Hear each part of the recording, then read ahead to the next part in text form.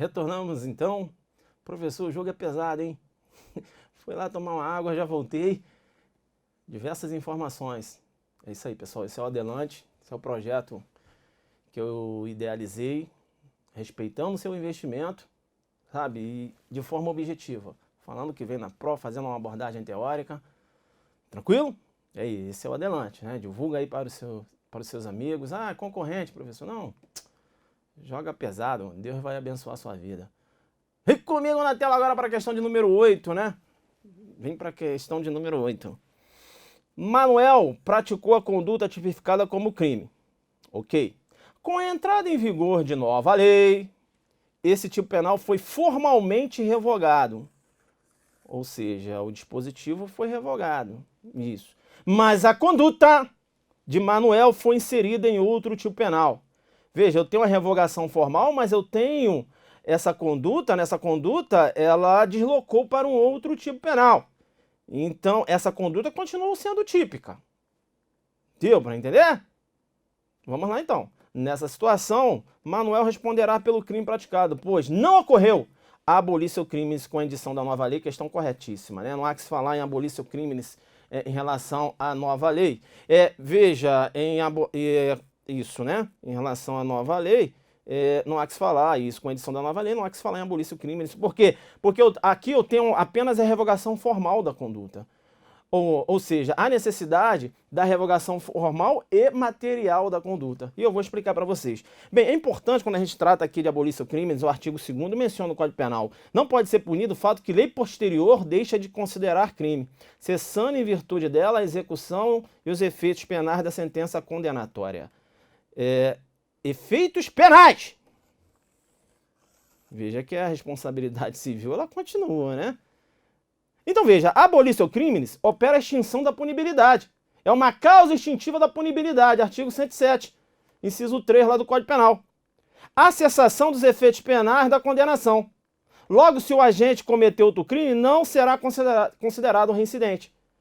Então, veja, essa é a consequência, né, da extinção, uma das consequências da extinção dos efeitos penais da condenação. Agora tem que ficar ligado, porque os efeitos extrapenais, né, os efeitos civis, eles permanecem. Como, por exemplo, a obrigação de reparar o dano.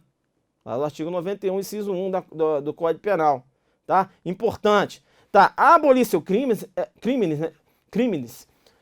é a extinção do caráter criminoso da conduta. Aqui comigo. Então veja, há uma extinção do caráter criminoso de uma determinada conduta. Uma conduta que era considerada criminosa, ela perde essa roupagem criminosa. Deu para entender? Então, veja, de outro lado, quando eu falo da denominada neocriminalização, eu estou tratando da novatio legius incriminadora. Era uma conduta que era considerada atípica, agora recebe uma roupagem da tipicidade. Deu para entender? Uma conduta, né, falando em sentido amplo, é claro, uma conduta que não era considerada criminosa, agora recebe a roupagem de conduta criminosa. É a neocriminalização. Então, a abolição crimes, ela se contrapõe à denominada neocriminalização. Deu para entender? Vem na tela. Vem na tela porque, veja, quando eu trato aqui da neocriminalização, a conduta, uma criminalização de uma conduta anteriormente considerada atípica, a novatio legius incriminadora, a gente tinha falado agora aqui. Fica ligado, porque quando você vai fazer uma contraposição da abolição com a lei penal temporária e também com a lei penal excepcional, aqui comigo. Se eu tenho um tipo que foi criado através de uma lei penal temporária ou excepcional, e após a lei temporária parar de produzir os seus efeitos, em decorrência do prazo fixado na própria lei, e você sabe que a lei temporária ela é autorrevogável, ou seja, não necessita de uma outra lei para revogá-la. Deu para entender? É a autorrevogação da lei temporária. A mesma coisa é a lei excepcional. Se eu não tenho mais aquele estado que ensejou a edição daquela lei excepcional, uma situação de excepcionalidade, aquela lei ela se auto-revoga. A lei temporária e a lei excepcional, essas leis, não se submetem ao princípio da continuidade da lei penal. Esse princípio, como assim, professor? Não entendi. É porque o princípio da continuidade da lei penal fala o seguinte: a lei penal, quando ela entra em vigor, ela permanece produzindo efeitos até que uma outra lei venha revogá-las. Venha revogá-las. Venha revogá-la.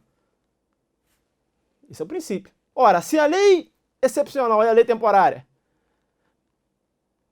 elas são autorrevogáveis, ou seja, não há necessidade de uma outra lei para revogá-las, é porque elas não se submetem ao princípio da continuidade da lei penal.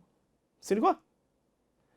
Elas irão permanecer produzindo efeitos, no caso da lei temporária, até o prazo fixado na própria lei, e no caso da lei excepcional, até o fim da permanência, né, daquele estado extraordinário, que ensejou a edição daquela lei excepcional. Falei lei excepcional, né? Situação extraordinária, lei excepcional.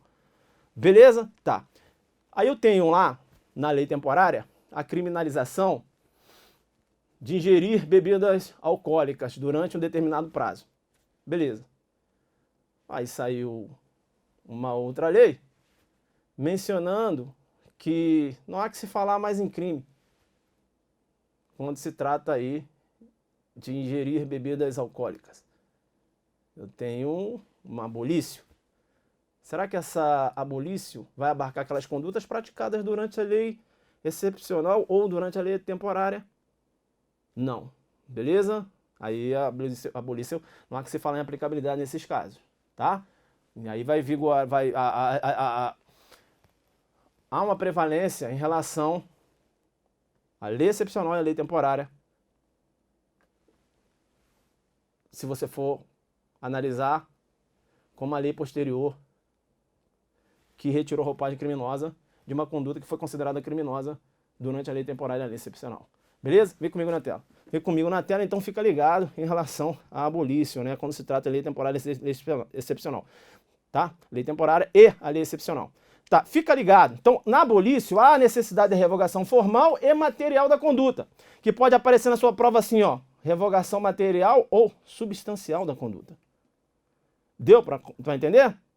Por exemplo, lá no caso do delito de adultério, operou-se a abolício criminis. Por quê? Porque a conduta prevista no artigo 240, ela não migrou para um outro tipo. Então, eu tenho lá a revogação formal e material daquela conduta. Deu para entender? Noutro giro, professor, gostei desse noutro giro, de outra banda. Quando você trata lá do 214, que é o atentado violento ao pudor, né, a figura prevista lá no revogado artigo 214, o 214 ele foi revogado, mas essa conduta migrou lá para o 213, que abarca lá as condutas, né, que configuram o crime de estupro. Então aqui ocorreu apenas a revogação formal. Apenas o dispositivo foi revogado, mas a conduta passou lá para o 213. Então aqui, ó, olha só, cuidado. Não ocorreu a abolício criminis. Ocorreu apenas a revogação formal da conduta criminosa.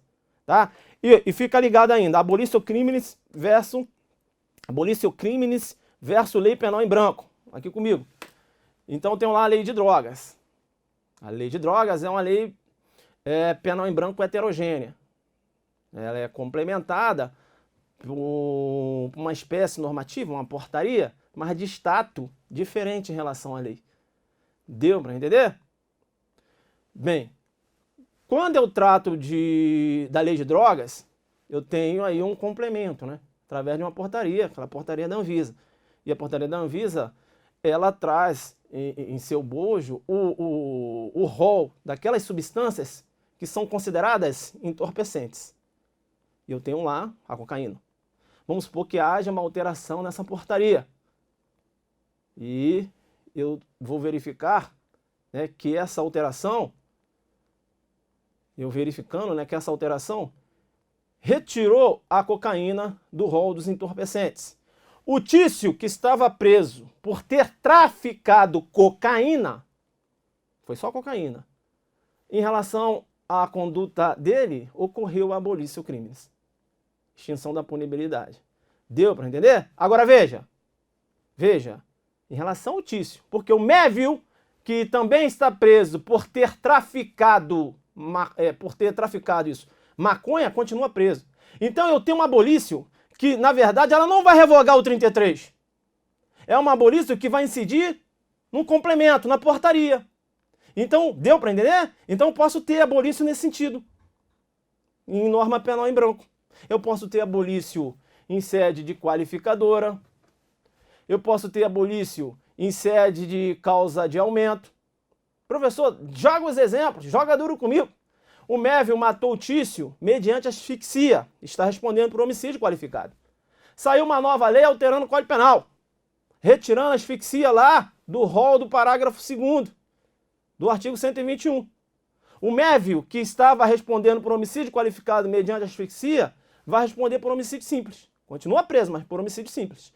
Por quê? Porque em relação à qualificadora ocorreu a abolição crimes. Eu posso ter abolição em relação à causa de aumento. O Tício subtraiu o veículo com o emprego de uma arma de fogo. Deu para entender? Seja de uso permitido ou de uso restrito, enfim. Aí sai uma lei alterando 157 das causas de aumento. Retirando lá, vamos supor, a arma de fogo de uso permitido. Com o majorante. O Tício vai responder. Vamos supor que ele tenha utilizado uma arma de fogo de uso permitido. Enfim. O Tício vai responder por roubo simples, não mais roubo majorado pelo emprego da arma de fogo de uso permitido. Deu para entender? Por que não? Veja. E por que ele vai responder? Porque eu tenho uma abolição em relação à arma de fogo de uso permitido. Deu para entender? Uma incidência de abolição em causa de aumento. Então, fica esperto. Quando eu falo de lei penal benéfica, por exemplo, eu posso ter uma incidência da lei penal benéfica em face de uma causa de diminuição. Uma lei penal que diminui mais a pena.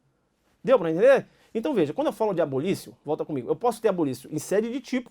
Eu posso... O que é tipo, professor? A descrição da conduta. Revogou lá a descrição, isso. Ah, agora entendi. Eu posso ter abolição em sede de causa de aumento. Esse exemplo agora da arma que eu dei. E eu posso ter abolição também em sede de qualificadora. Deu para entender? Então fica ligado aí. É claro que quando eu falei a abolição em sede de tipo, revogação do tipo, do tipo, a revogação formal e material da conduta, né? Aquela conduta ela não migrou para um outro tipo. Tranquilo? Vem comigo na tela então, né? Vem comigo então, agora sim, ó, vamos para a questão de número 9. Em relação ao tempo e ao lugar do crime, o Código Penal adotou respectivamente, né? Em relação ao tempo e ao lugar do crime, o Código Penal brasileiro adotou, respectivamente, as teorias da ubiquidade e da atividade. Aqui não, né? Se ele falou em relação ao lugar do crime, peraí, não. Em relação aqui, ó, ao tempo do crime e ao lugar do crime, tempo do crime é atividade.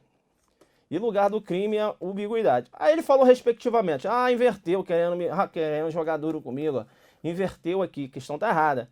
Porque tempo do crime é atividade, lugar do crime, ubiquidade. Mas aqui ele falou respectivamente. Então aqui teria que aparecer a atividade, aqui na frente, né? E depois aqui sim a teoria da ubiquidade. Beleza? Então tentou inverter aqui o Sérgio, tentando jogar duro comigo, mas eu peguei ele aqui. Tá, ó, tempo do crime, a teoria adotada. Teoria da atividade. Considera praticado o crime no momento da ação ou omissão, ainda que outro seja no momento do resultado. Então veja, o crime, eu vou considerar esse crime, quando ele fala aqui no momento da ação, é porque eu estou fazendo referência ao quê? Ao momento dos atos executórios. Tá? Fica esperto então, quando eu trato da teoria da atividade em face de ato infracional. Eu tenho o MEV aqui comigo. Eu tenho o MEV. O MEV completa 18 anos hoje. Ele praticou um fato análogo a um crime, mas ele completa 18 anos hoje. Será que o Mévio, que completa 18 anos hoje, ele tem 17, né? Mas hoje ele está completando 18 anos. Será que ele praticou esse fato às 7 horas da manhã? Só que ele nasceu 16 horas há 18 anos atrás. Deu para entender? Se você for contar certinho, ele só vai completar 18 anos, 16 horas. Essa, né? Será que eu vou considerar esse critério? Entendeu? Considerar que ele só vai completar 18 anos às 16 horas? É a pergunta que se faz. Beleza?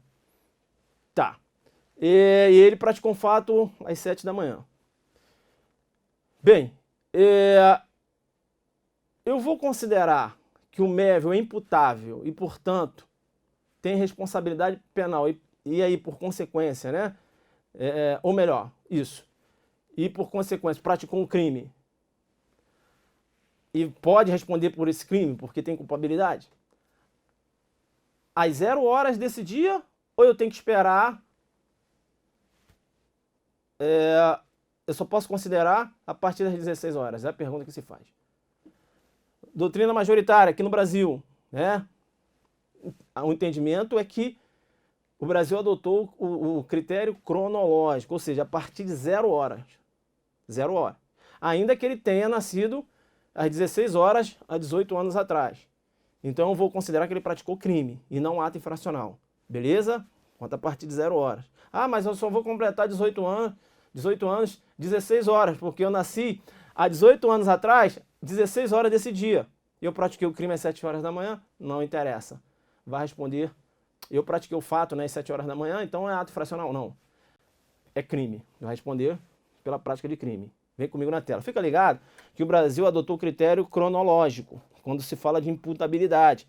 Então, considera-se... aqui, o agente vai ser considerado imputável. Eu não falei inimputável, né? Falei imputável a partir de 0 horas do dia do aniversário dele. Tá? Então, toda pessoa a partir do início do dia, né, 0 hora, que completa 18 anos, é considerada imputável. Agora, essa presunção é relativa. Professor, por que uma presunção relativa e não absoluta? Aqui comigo. Essa presunção é relativa, porque, embora ele tenha completado 18 anos, no momento da prática do crime, ele não tinha a capacidade de entender o caráter ilícito do fato, ou agir de acordo com esse entendimento. Mas por que não, professor? Porque ele completou 18 anos, mas ele é um doente mental e a patologia agiu no momento do crime. Deu para entender? Então, por isso que a presunção dele ser imputável é relativa. Por quê? Porque eu posso apresentar uma causa de exclusão de imputabilidade.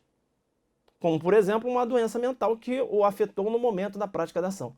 Então, a presunção ela é relativa. Deu para entender? Vem comigo, então. Vem comigo, né? Então, fica ligado aí. E quando eu trato lá do lugar do crime, né? A questão trabalha também com o lugar do crime. E nós já trabalhamos aqui, né? A teoria que adotou, a teoria adotada em relação ao lugar do crime, a teoria da ubiquidade, considera praticado o crime no lugar em que ocorreu a ação ou omissão, no todo ou em parte, bem como se produziu, deveria se produzir o resultado. Essa teoria aqui, ela se aplica aos crimes à distância. Ou seja, o exemplo, atos executórios no Brasil e a consumação na Argentina. Eu vou considerar lugar do crime e o Brasil também será considerado lugar do crime. Ou atos executórios na Argentina e consumação no Brasil. O Brasil também aqui será considerado lugar do crime.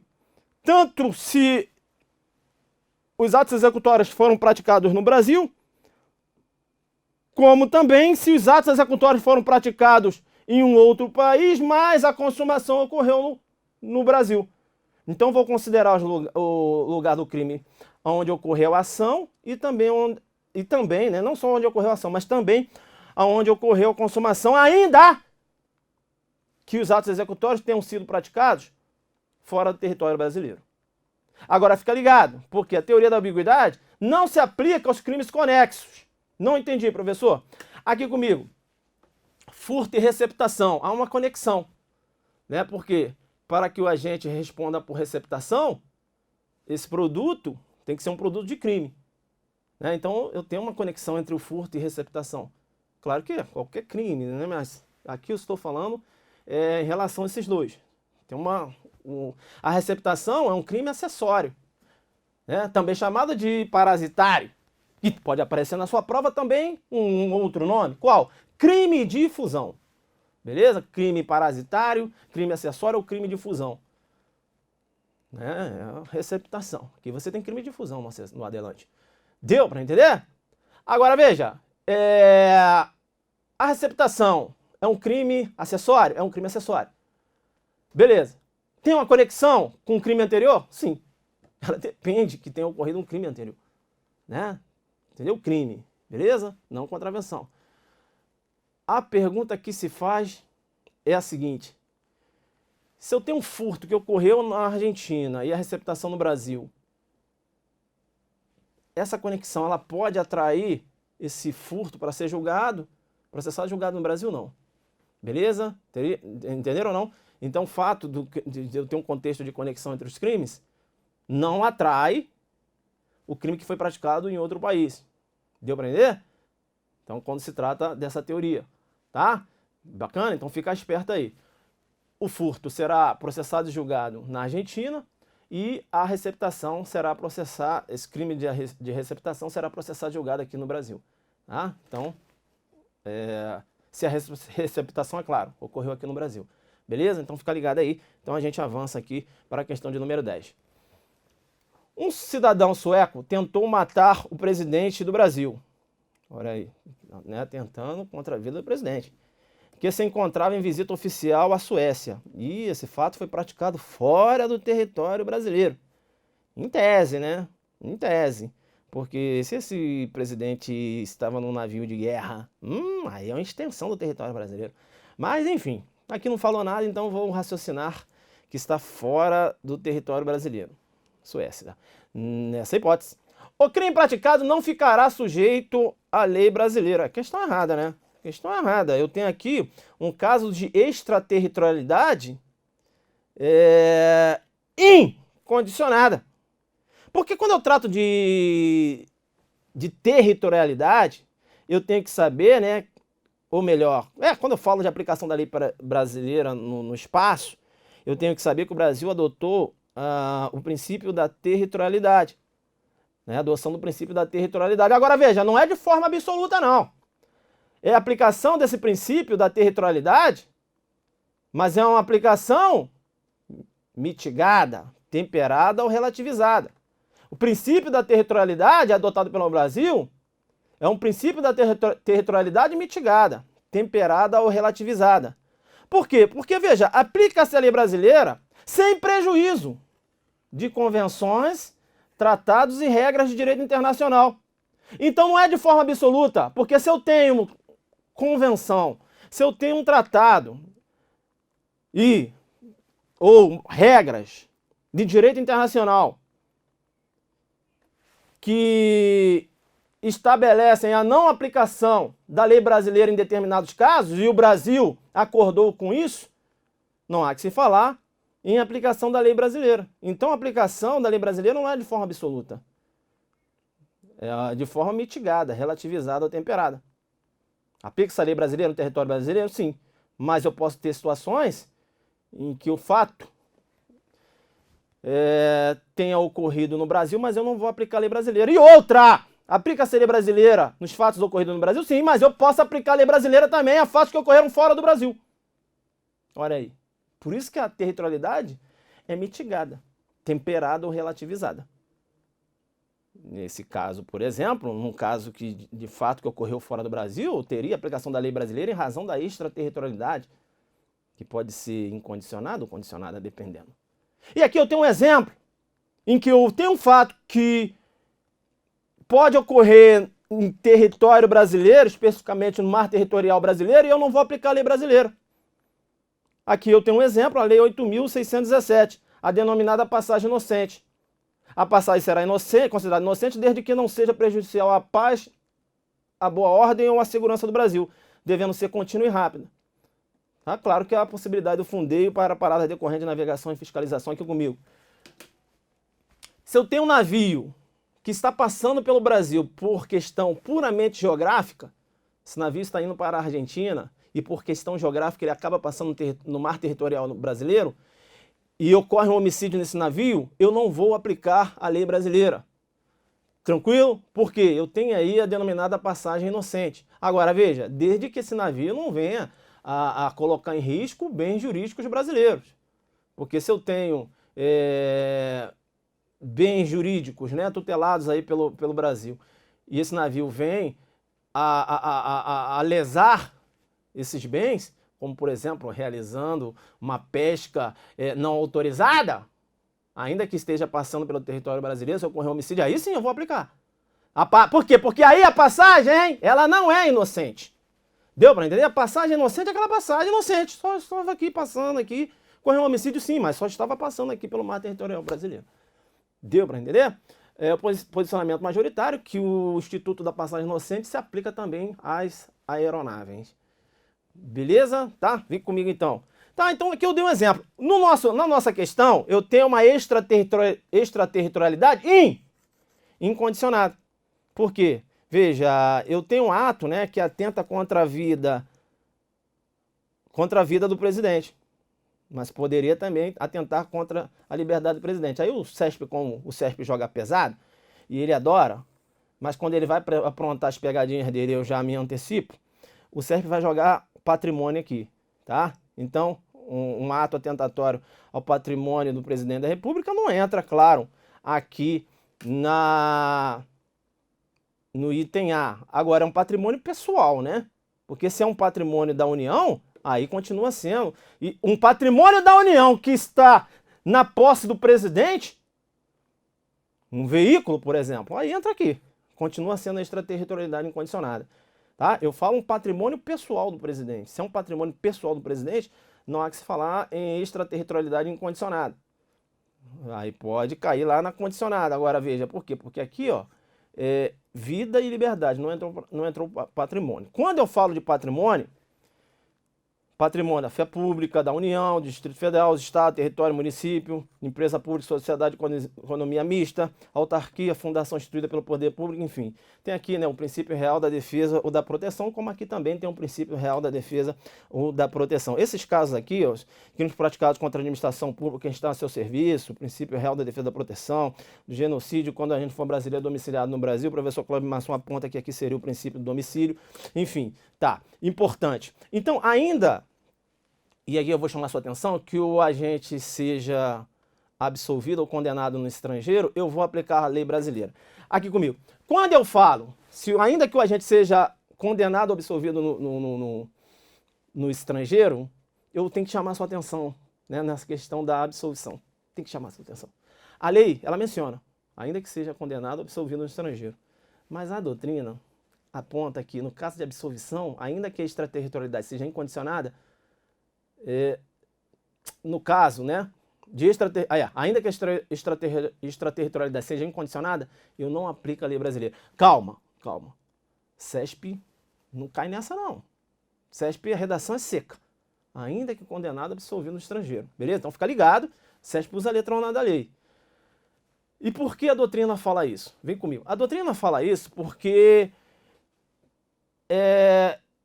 menciona que não se aplica a lei brasileira porque em decorrência da Convenção Americana de Direitos Humanos, artigo 4º, item 4, menciona que o acusado absolvido por sentença passada em julgado não poderá ser submetido a um novo processo pelos mesmos fatos.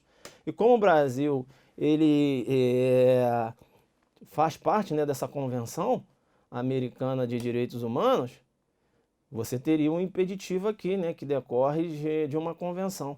E a doutrina então aponta. E o CESP, professor? Rapaz, o CESP, inclusive em 2015, eu tenho a questão aqui, vai letrona da lei. Como? Acerca da aplicação da lei penal, dos princípios de direito penal e do arrependimento posterior, julgue o seguinte item. Tá, aí vai. O crime contra a fé pública de autarquia estadual brasileira cometido no território da República Argentina fica sujeito à lei brasileira, ainda que o agente seja absolvido naquele país. Ou seja, o CESP, ele não caiu nessa parada aqui não, discussão de doutrina não, ele veio aqui, ó. O que a lei fala? Ainda que absolvido ou condenado. Agora, se o CESP falar segundo a doutrina, aí tem discussão.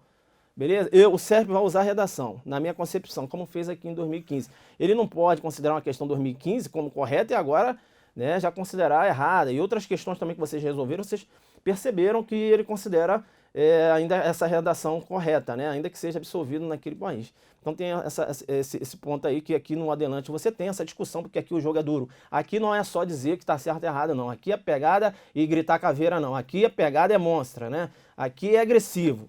Vamos lá! Tá, então, resolvi aqui a questão, né? Querendo armar uma pegadinha.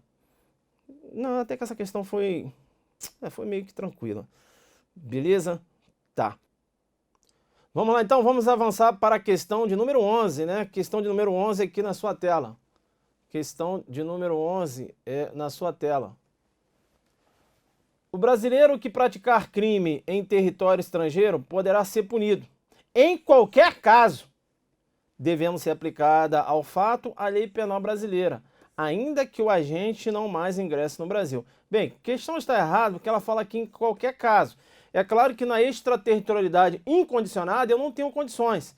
Agora, quando eu trato de extraterritorialidade condicionada, eu tenho condições. Umas das condições que eu tenho aqui quando eu trato de lei de extraterritorialidade condicionada é a entrada, né, do agente em território brasileiro.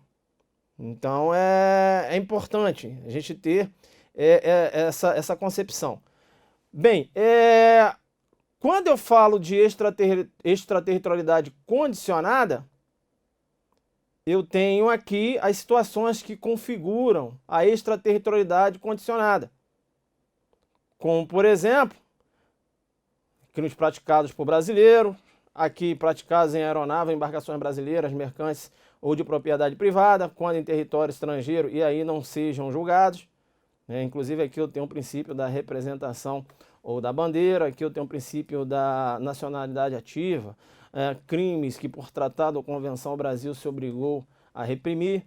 Então é importante. Tá, então retorna aqui, ó, questão aqui errada, porque ela fala em qualquer caso, né? Não, eu tenho as condições em que se aplica a lei brasileira quando a extraterritorialidade é condicionada. Aqui eu tenho as hipóteses, né? E, claro, o Código Penal ele trata também das condições. Tá? Aqui são as hipóteses em que eu tenho a extraterritorialidade condicionada e eu tenho também o rol, né, que estabelece as condições lá no Código Penal. E uma das condições é o agente entrar em território brasileiro. Tá, importante, vamos para a questão de número 12. Aplica-se a lei penal brasileira a crimes cometidos dentro de navio que esteja a serviço do governo brasileiro, ainda que a embarcação esteja ancorada em território estrangeiro. Aplica-se a lei penal brasileira a crimes cometidos dentro de navio que esteja a serviço do governo brasileiro, ainda que a embarcação esteja ancorada em território estrangeiro. Correta a questão trata aqui do território, né? Território brasileiro por extensão. Território brasileiro por extensão. E é interessante, porque quando você trata de território brasileiro por extensão, não há que se falar em extraterritorialidade. Professor, não entendi bem aqui comigo. Território brasileiro por extensão. Então, cuidado. Vamos supor um navio de guerra brasileiro está atracado. E eu gosto desse atracado. Por que, professor, você falou atracado e não ancorado? Porque eu fui da Marinha, né? Aqui tem história. Beleza? O navio está atracado, né? No porto é atracado. Ancorado quando está lá no mar. Beleza. Está atracado no porto. Tranquilo? Tranquilo. E aí, o navio de guerra, ocorreu um homicídio dentro desse navio. Eu vou aplicar a lei brasileira? Sim. Agora é um caso de extraterritorialidade ou territorialidade? Muito embora geograficamente esteja fora do Brasil, geograficamente, mas é considerado um território brasileiro por extensão. Se é considerado território brasileiro por extensão, eu não posso falar de extraterritorialidade. É territorialidade. Deu para entender? Então cuidado. O examinador vai jogar um caso que o crime é ocorrido geograficamente fora do Brasil, mas só que é um território brasileiro por extensão. E ele vai falar o seguinte: aplica-se a lei brasileira? Ok. Com base na extraterritorialidade, não. Entendeu? Com base na territorialidade. E ele até pode falar o seguinte: considerando que é um bem público, olha que questão maldosa, considerando que é um bem público da União, aplica-se a lei brasileira com base na extraterritorialidade incondicionada. Vamos supor que ocorra lá um furto de algum bem lá dentro. Extraterritorialidade não, porque se é território, entenderam não? Algum bem público, é claro. Entenderam? Questão capciosa essa, né? Podia cair. Beleza? Vem comigo aqui na tela. Então, é o território brasileiro por extensão. Fica ligado que esse território brasileiro por extensão também pode ser chamado de território flutuante. Então, para efeitos penais, considera-se como território nacional as embarcações aeronaves brasileiras de natureza pública ou, quando privadas... Professor, ele não fala privadas, mas você tem que raciocinar dessa forma. Ou, se há serviço do governo brasileiro, porque é uma embarcação aeronave privada, né? Ou de natureza pública, ou a serviço do governo brasileiro, ou seja, ou privada a serviço do governo brasileiro, onde quer que se encontre, bem como as aeronaves e embarcações brasileiras. Aqui ele também menciona, né? Mercantes ou de propriedade privada, que se achem respectivamente no espaço aéreo correspondente ou em alto mar. Beleza? É o território brasileiro por extensão, o também chamado território flutuante. E aí vem uma questão muito interessante aqui comigo. Eu tenho agora um navio de guerra argentino que está atracado no porto brasileiro. Ocorreu um homicídio dentro desse navio. Eu vou aplicar a lei brasileira? Não. Por que eu não vou? O princípio da reciprocidade. É considerado um território argentino por extensão. Deu para entender? Então, o navio de guerra argentino que ocorre um homicídio dentro desse navio é um território argentino por extensão. Vai se aplicar a lei estrangeira. Tá, vem comigo. Um diplomata, olha só, um diplomata cometeu um homicídio aqui no Brasil, território do Brasil, beleza. Eu vou aplicar a lei brasileira? Não. Por quê? Eu tenho tratados internacionais que ensejam uma imunidade a esse diplomata. Tá. Eu vou aplicar a lei estrangeira. Mas a lei estrangeira vai ser aplicada a um fato que ocorreu em território brasileiro. E sim, eu tenho então a denominada intraterritorialidade. A aplicação da lei estrangeira é um fato que ocorreu dentro do Brasil. Beleza. Agora vamos supor que eu tenho um navio de guerra argentino. Ocorreu um homicídio dentro desse navio. Eu vou aplicar a lei estrangeira. Beleza? Ao fato que ocorreu nesse navio. Por quê? Porque é um território brasileiro é um território estrangeiro por extensão. Reciprocidade. É um navio de guerra argentino. Agora eu teria intra? Não. Por que não? Porque se é considerado um território argentino por extensão, não há que se falar em intra. Não seria aplicação de uma lei estrangeira a um território brasileiro, porque não é território brasileiro, e sim território argentino por extensão. Deu para você ver as maldades que o examinador pode fazer na sua prova. O professor já tinha estudado isso, sabe? Curso Y, curso X, mas esse jogo duro aí, realmente, aqui você tem no Adelante. Vem comigo. Entenderam ou não? Então fica ligado aí, tá? Então, em homenagem ao princípio da reciprocidade, as embarcações e aeronaves estrangeiras de natureza pública ao serviço do governo estrangeiro, aplica-se a lei estrangeira. Seria considerado aí um território estrangeiro por extensão. Beleza? O princípio da reciprocidade. Vamos então para a questão de número 13. Vamos então para a questão de número 13. São elementos do fato típico. Conduta, resultado, ok. Nexo, causalidade, tipicidade, ok. E culpabilidade. Não, culpabilidade não é elemento do fato típico, né? A culpabilidade faz parte lá da estrutura do crime. Eu tenho um conceito tripartite, a gente vai ver aqui, é um fato típico, ilícito, culpável. Culpabilidade faz parte da estrutura do crime. E aí continua aqui, né? Já está errado, mas vamos lá. De forma que, ausente qualquer dos elementos, a conduta será típica para o direito penal, mas poderá ser valorada pelos outros ramos do direito, podendo figurar como, por exemplo, ilícito administrativo. Bem, aqui, como falou de culpabilidade não é considerado elemento do fato típico, tá? Importante quando eu falo de elementos do fato típico. O examinador do CESP, para o concurso de vocês, eu acho que se ele aprofundar, acho que ele não vai chegar a aprofundar não, mas se ele trabalhar elementos do fato típico, como trabalhou na outra questão, ele vai trabalhar com base nos crimes nos crimes materiais. Tá? Nos crimes materiais, realmente, eu tenho conduta, nexo, causalidade, tipicidade e resultado. Por quê? Porque nos crimes formais, os elementos do fato típico, basta que eu tenha conduta e tipicidade.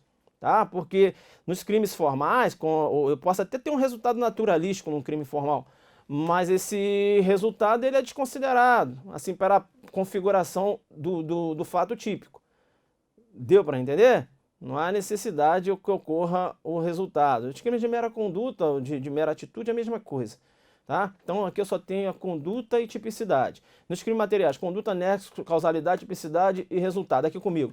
Eu tenho certeza que o examinador vai trabalhar com o conceito de crimes materiais. E aí ele vai fazer essa pegadinha aqui. Vai falar, são os elementos de fato típico. Aí vai colocar conduta, nexo, causalidade, tipicidade, resultado e antijuridicidade. Entenderam? Ou ele vai incluir a culpabilidade. Ele pega, diria categorias, né? Ele pega essas categorias que compõem o crime, que é o fato típico, antijurídico e culpável para um conceito tripartido, e ele pega a antijuridicidade e culpabilidade e fica jogando dentro do tipo, quando não tem nada a ver. Beleza? Tranquilo? São estruturas do crime. Tá? Vem comigo na tela. Tá? Se jogar mais pesado ainda, o examinador pode pedir uma outra classificação, que eu acho que também não vai pedir, mas se pedir é tranquilo. Pedir quais são os elementos descritivos do tipo. Ah, elementos descritivos são aqueles que eles descrevem os aspectos materiais da conduta, como, por exemplo, objeto, tempo, lugar, forma de execução. Entenderam ou não? São elementos que não dependem de valoração para a inteligência. Quando eu falei aqui comigo, são elementos que não dependem de valoração para você entender. Por exemplo, matar alguém. É a descrição da conduta. Né? Tá? Você tem aí um elemento descritivo. Agora eu posso ter no tipo elementos que você vai ter que fazer um juízo de valor. Deu para entender? Não entendi bem, professor? Vem comigo aqui. Quando você tem elementos que você tem que fazer necessariamente um juízo de valor, eu tenho os elementos normativos do tipo, que são caracterizados por elementos cuja compreensão passa pela realização de um juízo de valor. Por exemplo, quando se fala lá, funcionário público, veja que há um elemento normativo. Né? Quem são os funcionários públicos? Você tem que, muito embora você tenha a definição de funcionário público lá no próprio Código Penal, mas, veja, você tem que fazer um juízo de valor. Entenderam ou não? Documento, né, coisa alheia. O que é coisa alheia? O que é documento? Sabe? Decoro, tá? Pudor. Estão presentes em vários tipos penais. E demandam o quê? Demandam uma interpretação, uma valoração para que o seu significado seja compreendido, né? Para que o agente entenda qual é o significado. Deu para entender? Então, isso. Mas eu tenho certeza que o examinador não vai cobrar elementos descritivos. Se cobrar, você vai matar. Se cobrar elementos normativos também. Ele vai trabalhar aqui, ó, nos crimes materiais e mudando aqui, acrescentando, na verdade, aqui ele vai acrescentar, pode acrescentar culpabilidade, né? Ou ele pode acrescentar antijuridicidade. É isso aqui que ele vai trabalhar. Beleza? Agora, se ele jogar mais duro, você tem os elementos aqui para bater na sua prova, tá? Aqui é claro que eu não vou aprofundar aqui para quem estuda para delegado, aqui estudo do tipo é um outro tipo, né? Falando das teorias da tipicidade com a ilicitude, a ratio cognoscendi, ratio essendi, teorias dos elementos negativos do tipo, isso a gente trabalha para delegado. Para o nível de agente de polícia, você trabalha aqui nesse âmbito aqui dos elementos do tipo. Tranquilo? Bacana. Tá. Antes mesmo de fazer aqui um intervalo, vou continuar aqui para dar mais um bizu. Eu já tinha falado, né? Possa ser que a prova, o examinador tenha o interesse de cobrar o conceito analítico de crime, né? Nós temos conceito material, mas aqui vou trabalhar só o conceito analítico. Nós temos diversos conceitos de crime aqui, tá? Mas aqui eu vou trabalhar o conceito analítico, que também é denominado conceito operacional, tá? Professor, eu conheço como conceito analítico. Esse termo operacional dificilmente cai em prova, cai mais uma prova assim de magistratura, eles pedem esse conceito, com esse nome, né? Que na verdade é o conceito analítico, é o conceito operacional de crime. Bem, então, crime é um fato típico antijurídico, figurando a culpabilidade como pressuposto da pena. Isso aqui é um conceito bipartido, conceito analítico bipartido. Conceito tripartido, que é o que o SESP adota. Crime é fato típico, antijurídico, culpável. A culpabilidade aqui, ela faz parte da estrutura do crime, tá? Aqui no conceito bipartido, a culpabilidade não faz parte da estrutura do crime. A culpabilidade é um pressuposto da pena. No bipartido, no conceito tripartido. No conceito tripartido, a culpabilidade faz parte da estrutura do crime. Se você for raciocinar, quando você trata de conceito bipartido, por exemplo, eu tenho aqui um doente mental, né, que não tem qualquer capacidade de entender o caráter ilícito do fato, ou determinar-se de acordo com esse entendimento, um doente mental, pelo conceito bipartido, ele comete crime. Só não há aplicação da pena, mas ele comete. Por quê? Porque crime é fato típico e antijurídico. A culpabilidade está fora da estrutura do crime. Quando você raciocina com o conceito tripartido, um doente mental, ele não comete crime. Por que não? Porque crime é fato típico, antijurídico, culpável. Há necessidade da culpabilidade. Deu para entender? Esse é o conceito majoritário adotado, inclusive pela doutrina e pelo CESP também. E fala-se ainda num conceito quadripartido. Esse eu não sabia, professor, mas no adelante você sabe. Então, crime é fato típico, antijurídico, culpável, punível. Esse é o conceito quadripartido. Pessoal, se o CESP cobrar, ele vai trabalhar aqui, ó, conceito tripartido. Tá? Vai falar que o conceito tripartido é um fato típico antijurídico, sendo a culpabilidade pressuposto da pena. Questão errada. Por quê? Porque o conceito conceito tripartido, a culpabilidade faz parte da estrutura do crime. Tá? Aqui comigo. Então, vou agora te dar um intervalo e a gente retorna aí no próximo bloco. Um abraço.